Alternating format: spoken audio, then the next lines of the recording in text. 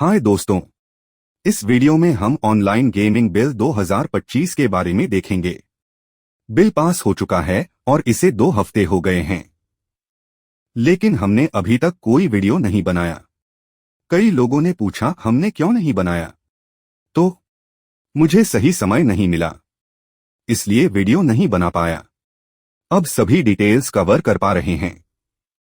अब तक हुई सभी घटनाओं की डिटेल्स भी कवर की गई हैं, इसलिए यह वीडियो थोड़ा लंबा हो सकता है।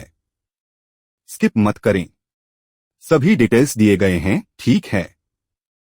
अगर आप हमारे चैनल पर नए हैं तो सब्सक्राइब करें।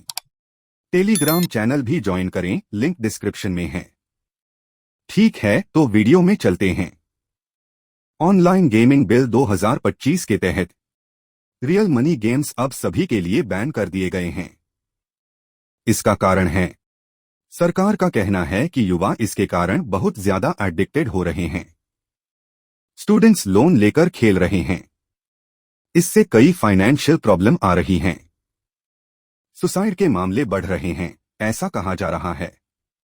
इसके अलावा एक और मुख्य कारण है, टेरर फंडिंग और गैरकानूनी मनी ट्रांसफर हो रहा है, ऐसा बताया जा रहा है।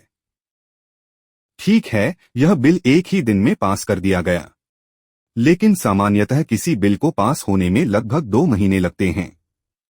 किसी भी बिल के लिए लगभग 2 महीने प्रक्रिया चलती है, लेकिन इस केस में 20 अगस्त 2020 को कैबिनेट और लोकसभा में पास किया गया।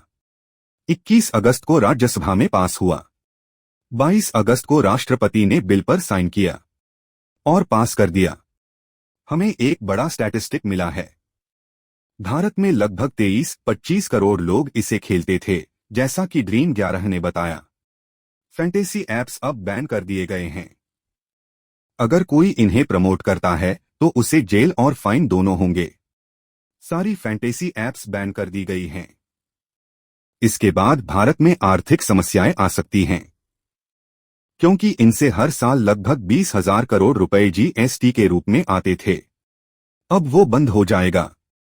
इसके बाद लगभग 3 लाख लोग अपनी नौकरी खो सकते हैं, ऐसा अनुमान है। ये सब इमीडिएट इम्पैक्ट में कहा जा रहा है। पहले भी फैंटेसी ऐप्स में दिक्कतें आई थीं। सबसे पहले 2020 में मामला हुआ, तब फैंटेसी ऐप्स बैन हुए थे, लेकिन पूरे भारत में नहीं, सिर्फ कुछ राज्यों में। आंध्र प्रदेश, तेलंगाना, असम, ओडिशा, नागालैंड, सिक्किम, सिर्फ इन्हीं राज्यों में बैन किया गया था। सरकार ने कारण बताया युवाओं की लत, आर्थिक समस्या और इसे गैम्बलिंग कहा। जब ड्रीम 11 जैसी फैंटेसी ऐप्स कोर्ट पहुंची, तो बॉम्बे और राजस्थान कोर्ट में केस हुआ, जहां आर्टिकल 19(1)(g) के तहत इसे लीगल बिजनेस बताया गया। लीगल बिजनेस को बिना किसी वैध कारण के बैन नहीं किया जा सकता। ड्रीम 11 ने यही केस किया था कि यह जुआ नहीं बल्कि कौशल आधारित गेम है, इसलिए एक वैध कारण होना चाहिए, तभी बैन किया जा सकता है। फिर ड्रीम 11 ने मार्केट में वापसी की और लोगों द्वारा इसका फिर से इस्तेमाल हुआ। 2021 फरवरी में तमिलनाडु सरकार ने ऑनलाइन गेमिंग को लेकर एक बिल पास किया, जिसमें रम्मी, पोकर, फैंटेसी गेम्स आदि सबको बैन करने की बात थी। इसके बाद फैंटेसी ऐप्स कोर्ट गए, मद्रास हाई कोर्ट, अगस्त 2021। उन्होंने आर्टिकल 19(1)(g) के तहत इसे कौशल का गेम बताकर केस लड़ा। कोर्ट ने कहा कैसे बैन कर सकते हैं जब यह स्किल का गेम है। बाद में टीएन सरकार ने अक्टूबर 2022 में स्वीकार किया कि ठीक है, इसे पूरी तरह से बैन नहीं किया जा सकता, बल्कि रेगुलेट करेंगे, कुछ नियम बनाएंगे। फिर अप्रैल 2023 में Tamil Nadu prohibition of online gaming और regulation of online games act 2022 की रेगुलेशंस लागू हो गईं। इस प्रकार फैंटेसी ऐप्स के लिए बहुत सारी परेशानियां पहले भी आई हैं। फैंटेसी खिलाड़ियों के नजरिए से देखा जाए तो उन्हें कोई पेनाल्टी नहीं मिलेगी, लेकिन प्रमोट करने वालों पर गंभीर एक्शन लिया जाएगा। अब फैंटेसी ऐप्स पर तत्काल बैन लग चुका है, जिससे काला बाजार में बैटिंग का चलन पहले ही काफी है और इसमें और अधिक बढ़ने की संभावनाएं हैं। इसलिए बहुत सारे यूट्यूब चैनल ग्रो हुए हैं। लेकिन अब भी बहुत लोग पहले जैसा सही व्यवहार नहीं कर रहे, जबकि कुछ पैसों के लालच में बैटिंग एप्स प्रमोट कर रहे हैं। कुछ मेंबर्स वेबसाइट्स के जरिए खेल रहे हैं, लेकिन वेबसाइट्स बैन हो सकती हैं।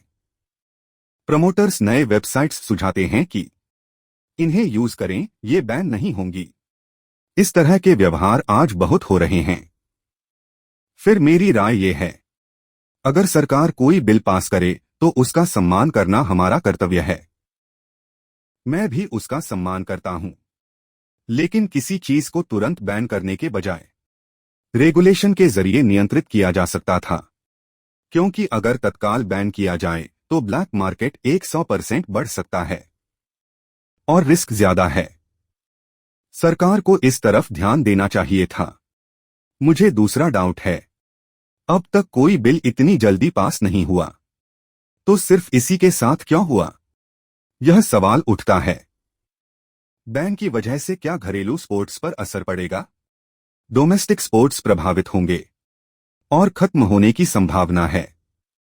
लाइव स्ट्रीमिंग ज्यादातर फैनकोड के जरिए होती थी, जो ड्रीम 11 से जुड़ा है, इसलिए वो भी प्रभावित होगा।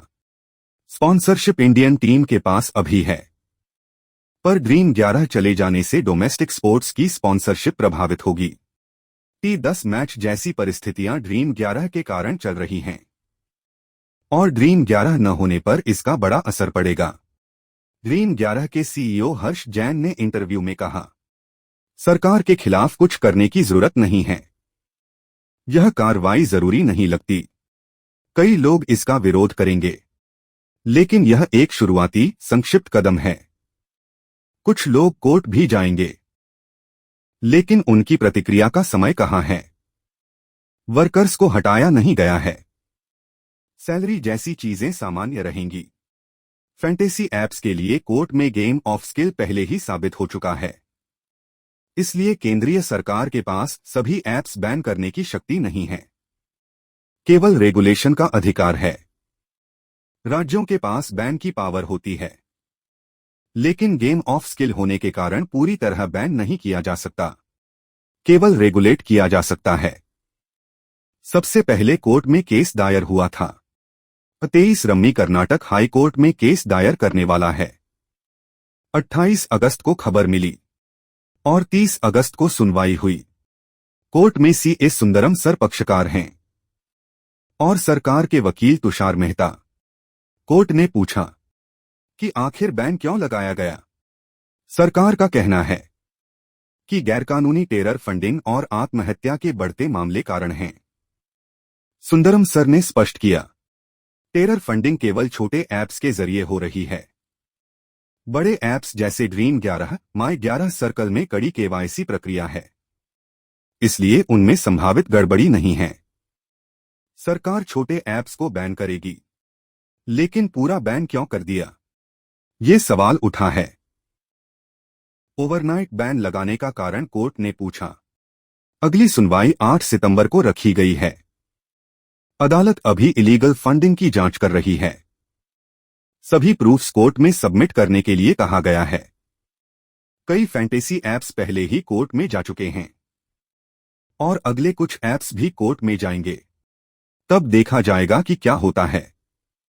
पागिरा के केस में वे 1 सितंबर को दिल्ली हाई कोर्ट में केस दायर कर चुके हैं। आधार यह है कि आर्टिकल 14, 19 और 21 का उल्लंघन हो रहा है। सरकार ने कहा कि ऐप ओनर्स सीधे कोई भी निर्णय ओवरनाइट नहीं ले सकते, लेकिन अचानक बैन लगा दिया गया। कोर्ट ने पूछा, इस अचानक बैन का कारण क्या था? हाई कोर्ट ने सवाल किया, कैसे आप बिना किसी चर्चा और प्रक्रिया के सीधे बैन लगा सकते हैं? क्यों ओवरनाइट बैन लगाया गया? कोर्ट ने यह भी कहा कि कोई भी इमीडिएट पेनल्टी नहीं लगाई जा सकती, इसलिए अगली सुनवाई कुछ हफ्तों के लिए टाल दी गई है। मध्य प्रदेश हाई कोर्ट में भी केस दायर किया गया है, जहां पूछा गया है कि गेम ऑफ स्किल को पेनल्टी कैसे लगाई जा सकती है, जबकि गैम्बलिंग की अनुमति नहीं है। पेनल्टी हटाने की मांग की गई है। ऐसे कई केस आने वाले हैं। सरकार इसे सुप्रीम कोर्ट तक ले जाएगी। क्योंकि हर जगह सीधे जाना संभव नहीं है। फाइनल निर्णय सुप्रीम कोर्ट का ही होगा। कौन से ऐप्स आगे जाएंगे, यह इंतजार करना होगा। कंपैक्ट बैन पक्का है और ऐप्स पर फाइनली फाइन भी लागू होगा, लेकिन अंतिम फैसला सुप्रीम कोर्ट के भरोसे है, इसलिए थोड़ा इंतजार करना होगा। हमारे चैनल के साथ जुड़े रहें। धन्यवाद।